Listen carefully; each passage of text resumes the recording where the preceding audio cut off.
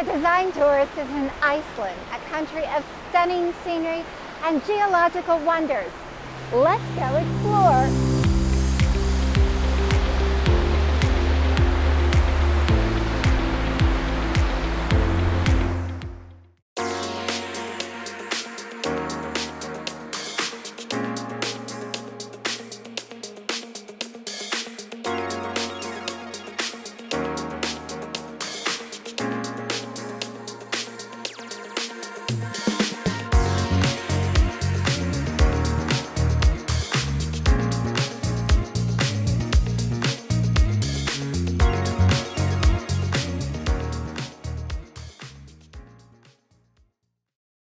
In this episode of The Design Tourist, we're escaping the tourist crowds of Iceland to explore the western part of the country for personal encounters with the landscape and culture.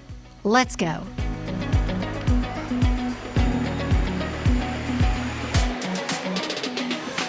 I'm flying out of the Orlando International Airport to Iceland on Icelandair. You can see the plane is here behind me at the gate, and I am going to be flying Saga Premium Flex, which is a great airfare because it comes with a lot of perks, including access to the premium lounge here.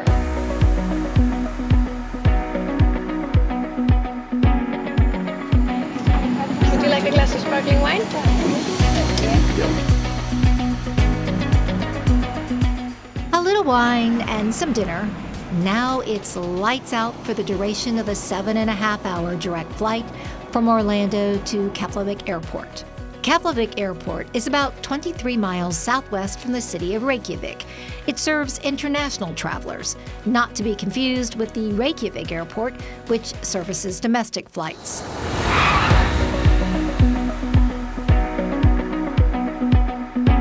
I met up with Oak Travel, a private tour company taking me on an insider's experience of Iceland. Thorir is one of the company's owners, a native Icelander full of knowledge. He drives us to Reykjavik, where I begin my adventure. Reykjavik is on the southwestern coast of the North Atlantic Ocean, the gateway for most travelers to Iceland. We're headed to the western part of the country, to lesser-known attractions and away from the throngs of tourists that visit the Golden Circle in South Iceland. So we left Reykjavik and we are headed to Hotel Húsafell in the town of Húsafell. It's about a 2-hour drive northeast of Reykjavik. The drive is so scenic. I mean, picture postcard, stunningly beautiful. Snow-capped mountains and countryside. This is part of the experience, is the drive alone.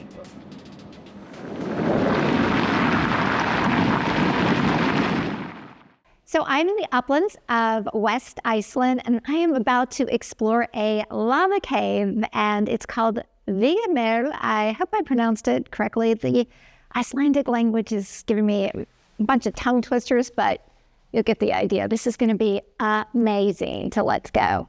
So the first part, Víð, means wide in Icelandic, and then Gelmir comes from Old Norse, so there is no direct translation for it, but we think it means something along the lines of a worm or a snake. So the name of the cave is the Wide Worm. We think when people first discovered it, they thought that a big worm had just burrowed through the ground there and made a tunnel.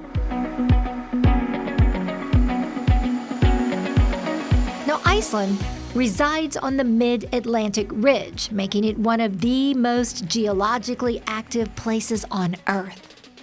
Iceland has 32 active volcano systems, and over the centuries, subsequent eruptions spewed molten lava that formed the terrain, including this lava field, created by a volcanic eruption in 900 AD from Langjökull, about 22 miles away. And the lava field has a really easy to pronounce Icelandic name.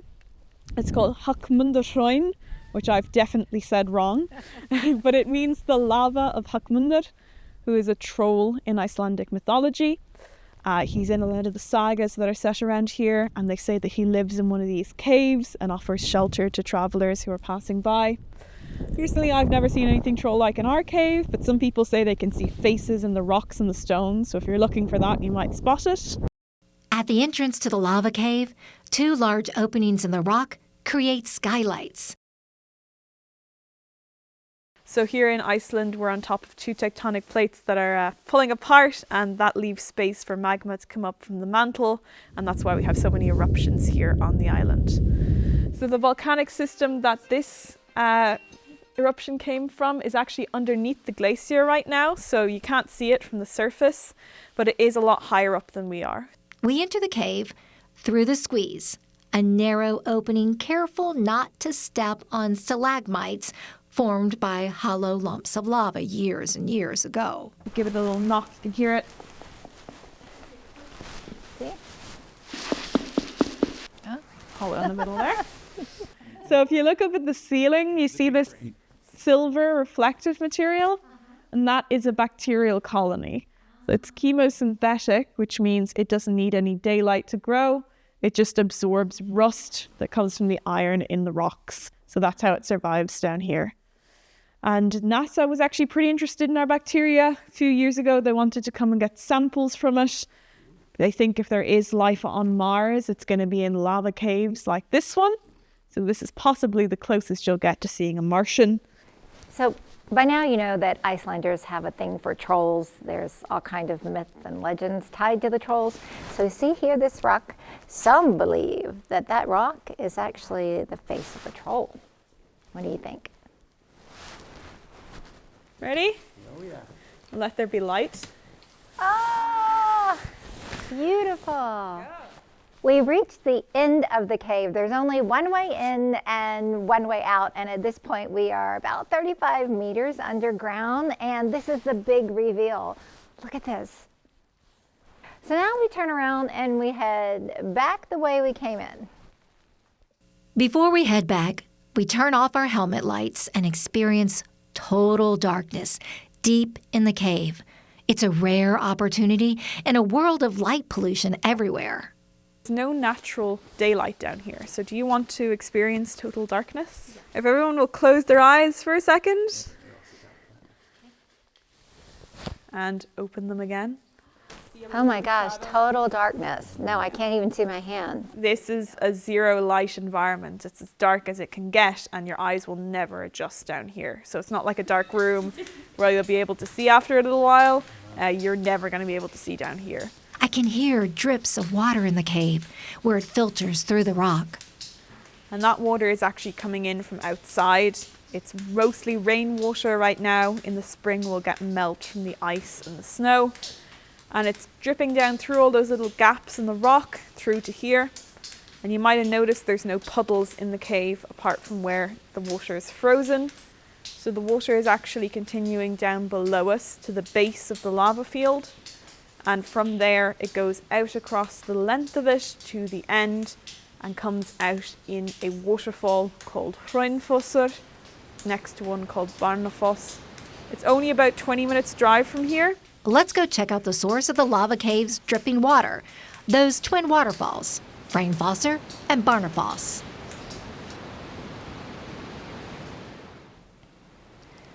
Hraunfossar waterfalls cascade from underneath the edge of a lava field. The series of small streams flows into a river, offering a different experience than the towering waterfalls of South Iceland.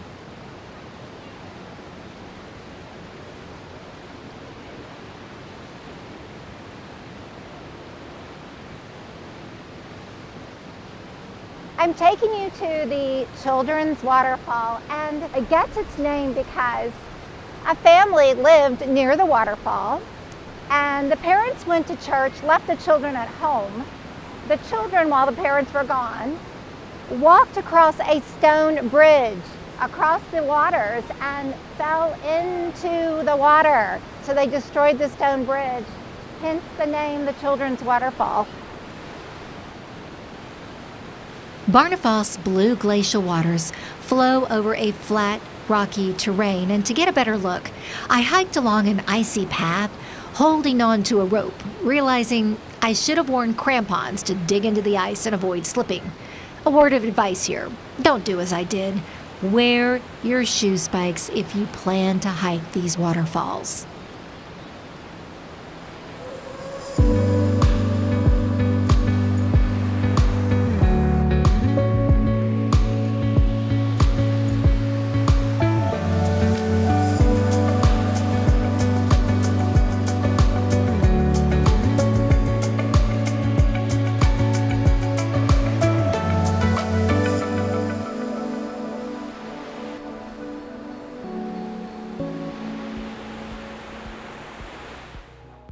Witnessing the Northern Lights has been on my bucket list for years. It's what originally drew me to Iceland during the wintertime. It's also why I chose to stay at Hotel Húsafell, near the town of Húsafell, a settlement dating back to the Viking Age.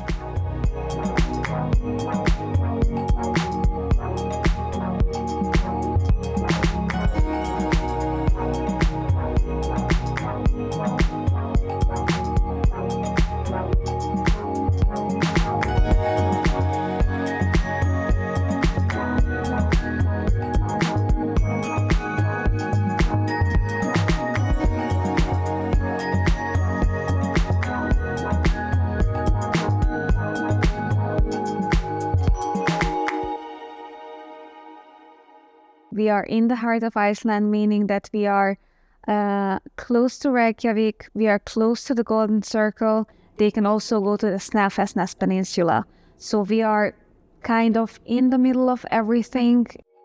Snæfellsnes Peninsula.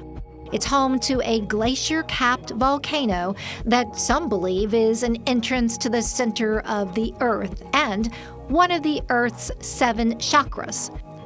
The dormant volcano also inspired author Jules Verne's famous science fiction novel, A Journey to the Center of the Earth. The volcano resides in a national park that includes moss-covered lava fields, volcanic craters, and lava tube caves. Hotel Húsafell is located about 1 hour and 40 minutes from Reykjavik. It's off the beaten path among Iceland's unspoiled wilderness and a landscape formed by glaciers and lava. The protected natural area practices sustainable tourism. What strikes me about the property is it's really at one with its natural environment. Yeah, when designing the property, they were very careful to choose materials from the land actually. So you can see all the stones that we are using, or most of the stones that we are using, are from Iceland or from here. We are using a lot of wood, everything that makes the place look natural and just melting in the full environment. Hotel Húsafell's privileged location is far enough away from the city and light pollution to increase your chances of witnessing the Northern Lights, which we are still trying to catch on camera. So we are a perfect spot for the Northern Lights. Not only that, but we also have like a camera system which warns us in case if the Northern Light is happening when the show is on, so we can wake up the guests during the night. It's a free service that our hotel provides to have, that wonderful, wonderful experience. In the early morning, 2 a.m. to be exact, we got a wake-up call, alerting us that the Northern Lights were active. Well, it's about 3 a.m. and I've been out here for about an hour. We got a wake-up call from the hotel alerting us that conditions are good to see the Northern Lights. So, still looking, still hoping. Spotting the Northern Lights is about luck and timing. It has to be a clear night so you can spot the light waves. In Iceland, they're visible between September through April on clear, dark nights. Good morning. It's about 10 a.m. and the sky is just beginning to lighten up. Sunlight beginning to peek through. I am headed out on a glacier tour. Let's go. I'm traveling in this massive truck. It's like a snowmobile on steroids for a 50-minute drive up the Langjökull Glacier to explore its blue ice cave, a man-made tunnel. As we enter the glacier, there are signs that mark the glacier's progression as it developed. Behind me is 1940, where the glacier was, and then not too far ahead of me is 1960, where the glacier was, so 20 years later now. After that, it begins to melt pretty rapidly. Scientists determined that the glacier is melting about 7 times faster than a century ago. They work inside the tunnel, which is privately owned and opened in 2015. It's the largest man-made tunnel in a glacier. Into the Glacier is the only tour company that offers tours inside the Blue Ice Cave. We're at the top of the glacier at the tunnel entrance, and because there's a lot of snow right now, they are digging and clearing the tunnel entrance for us to go inside. So I want to give you a bird's eye view of this magnificent scenery. Up you go.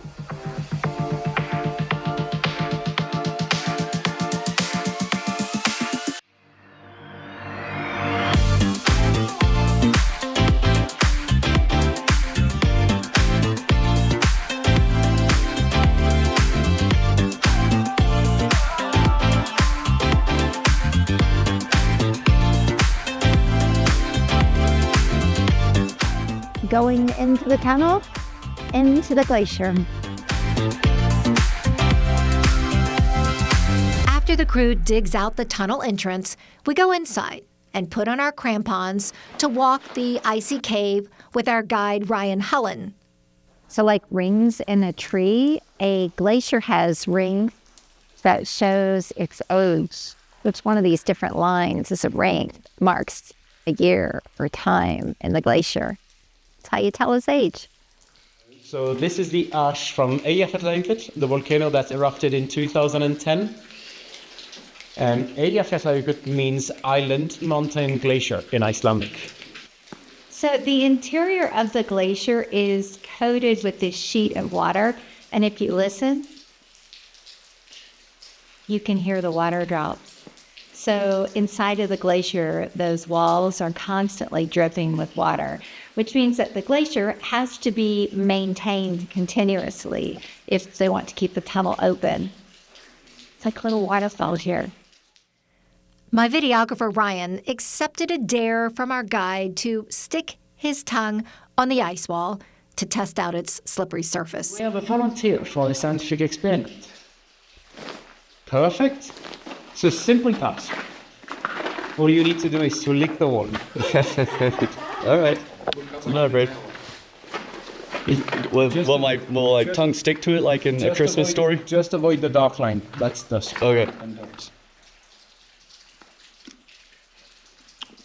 Okay. Did you get stuck? I did not. No. Yeah. If you remember, I was telling you this is a temporary glacier. There's a layer of water on the wall. So you're not going to get stuck. We arrive at the heart of the glacier, where the two crews that dug the tunnel met. The glacier tunnel was created from two different ends of the glacier. There was Team A on one end, Team B on the other end. They started drilling, and finally they met here at this room, in this place. So what happens now is you've got a tunnel through the glacier that makes a loop around. The glacier actually opened in 2015, and at the time it opened, they thought that the glacier had about 150 years of life. Well, since its opening in 2015, those projections now is that the glacier has a shorter lifespan, about 80 years left. Thanks, global warming. We're here at the chapel. Yes, there's a chapel inside of the glacier, which actually has been the scene of many weddings and some marriage proposals. After a freezing day on top of and inside a glacier, I'm headed back to the hotel to warm up in its geothermal pools, an exclusive amenity for hotel guests. I'm gonna go take a dip.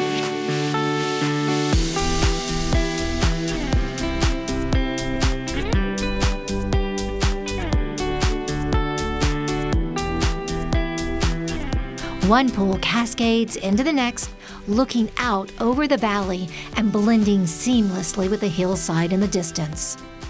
So why do Icelanders love their hot springs or geothermal experiences?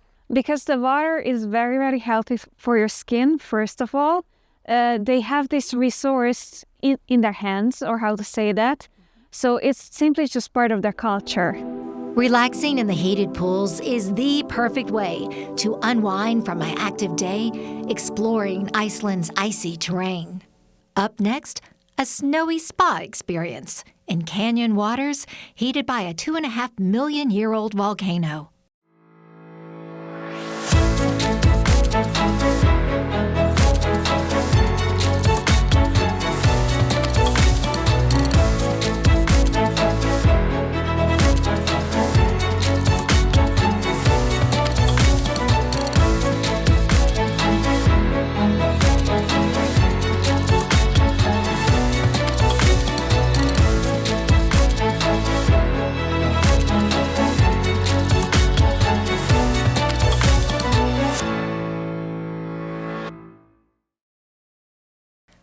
I'm headed up the mountain to Canyon Baths, a private property owned by Hotel Húsafell. It's an exclusive experience for guests and a welcomed alternative to the more crowded, touristy baths that dot the country. We own the land and we own the water that's inside. It's a geothermal bath that is in a canyon. So we also limit the number of participants. It's always maximum 16 guests who can attend to never lose this, the intimacy of the whole experience. We park, put on our crampons, and hike to the canyon baths with our guide, stopping to admire these 2-tiered waterfalls and take photos as we cross an icy stream of glacial meltwater. Water basically comes from within this mountain here. It is a 2.5 million years old volcano that still has juice enough in it to heat up this water. And the nature controls the temperature of the water. I change in the heated on-site bathhouse made from salvaged timbers from the Húsafell area. I'm ready to brave the snow in my bathing suit like the locals. I'm gonna go change.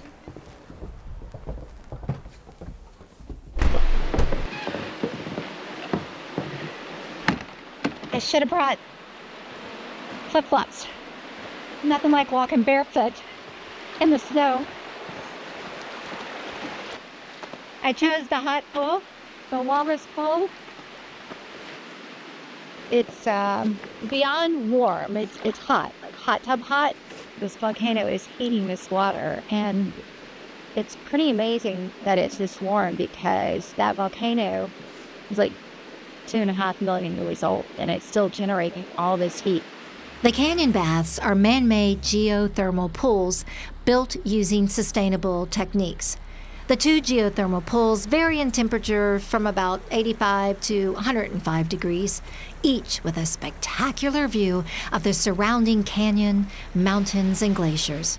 Now, it's time to relax with my glass of wine and a brief geology lesson from my guide. This cliff is actually Iceland in a nutshell. 80 to 90% of Iceland is created exactly like this cliff there. Layers of basalt lavas up on top layers of basalt lavas up on top layers of basalt lava. So this is all done with the preservation of nature in mind. The stones are from within the canyon here. There is no concrete in the foundation of the house. It just stands on used wooden pillars from electric lines, so we can basically remove everything that has been done here, and this canyon will just turn back into the canyon, and the river will take care of the rest. That's kind of how we try to do things at Húsafell today. We try to minimize our impact on the nature, and we try to preserve it as much as we can. Up next, I head out on a hike. Hotel Húsafell is surrounded by picturesque hiking trails and offers a map as my guide.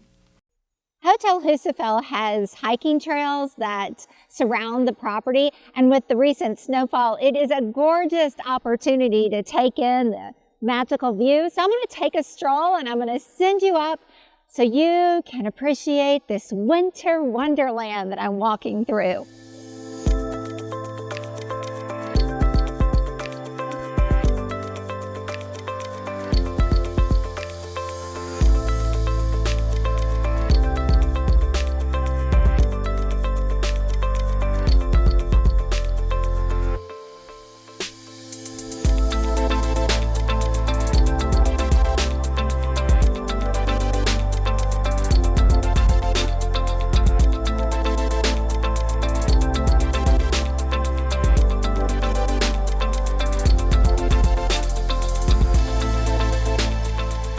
With Dorier, my private tour guide and owner of Oak Travel.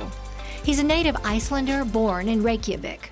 So as we cross the bridge over this bubbling stream, I got to tell you, one of the things that I find so endearing is the pure water from the glaciers. It filters through the lava rocks, and it's in abundance here. I can drink the water out of the faucet. I didn't buy a single bottle of water. No, you can jump in here and drink the water if you like. It's fresh, it's good, and it's the best water you can have. Iceland is on the front lines of global warming. Not only is its tourism dependent on all of its natural beauty, the glaciers in particular. Are you concerned about it? Is the country concerned about it? Yeah, we are. Like the water, electricity. We make the electricity mostly from hydraulic power plants using the water coming from the glacier. It's going to affect us a lot. So when the glaciers go, so too does a way of life here in Iceland. Yeah, we have some time to figure out how we're going to do that. But we also have to figure out what we can do about the global warming. So Iceland is a bellwether of global warming, showing the world what's to come with the consequences of the Earth's rising temperatures. Jökull became Iceland's first glacier claimed by climate change. It melted so much that scientists declassified it as a glacier.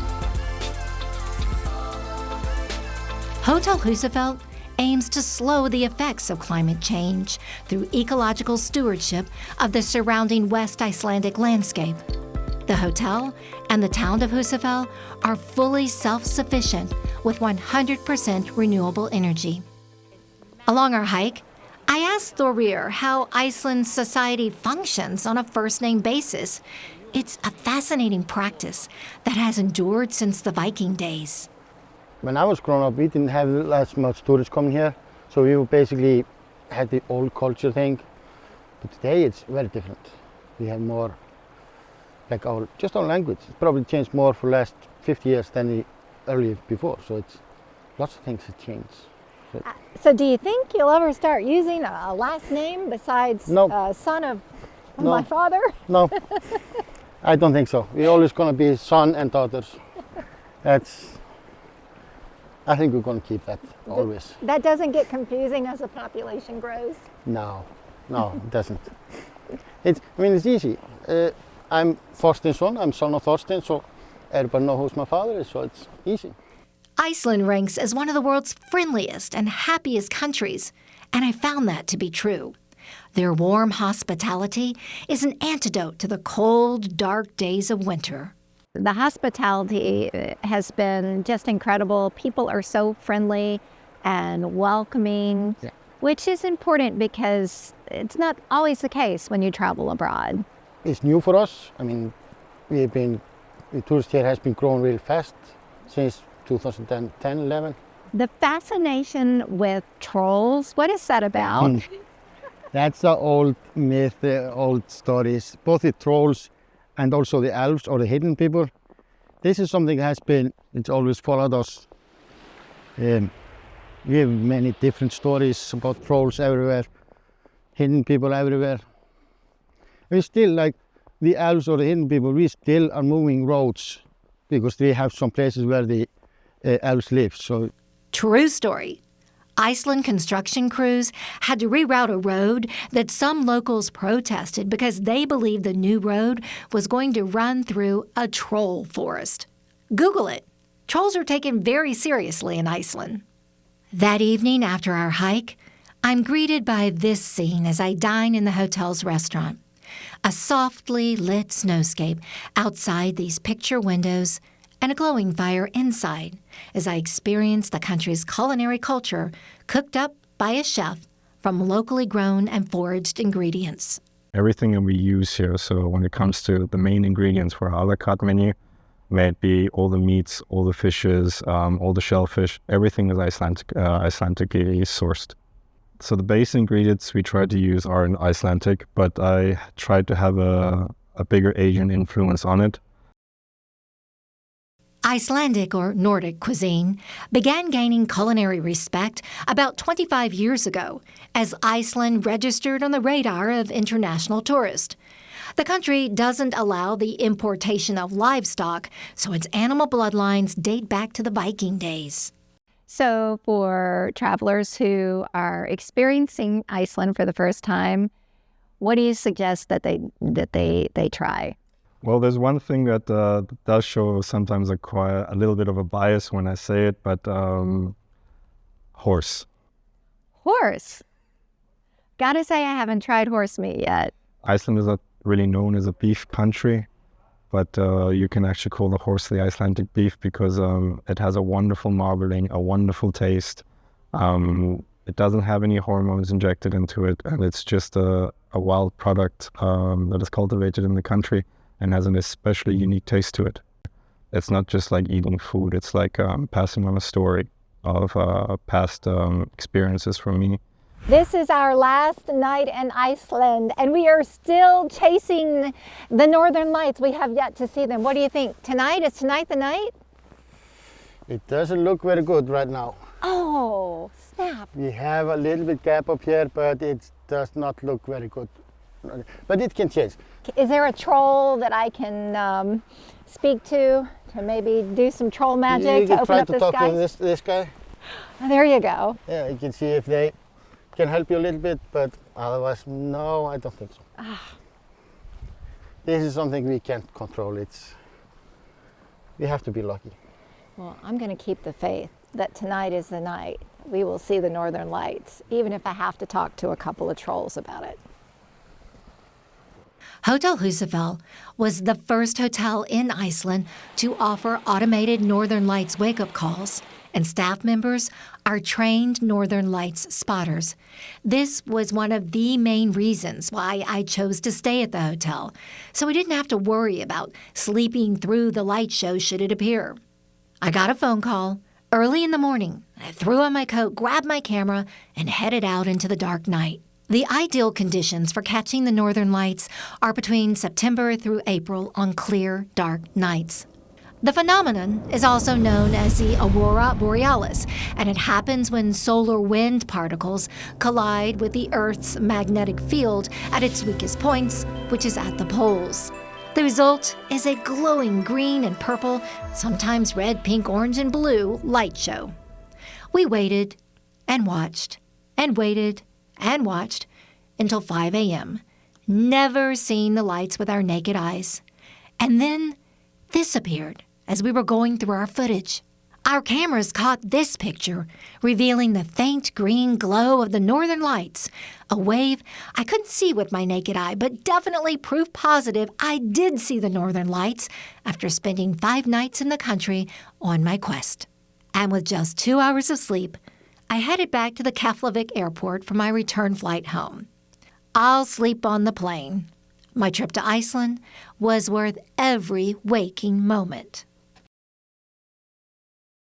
So here's my takeaway of Iceland.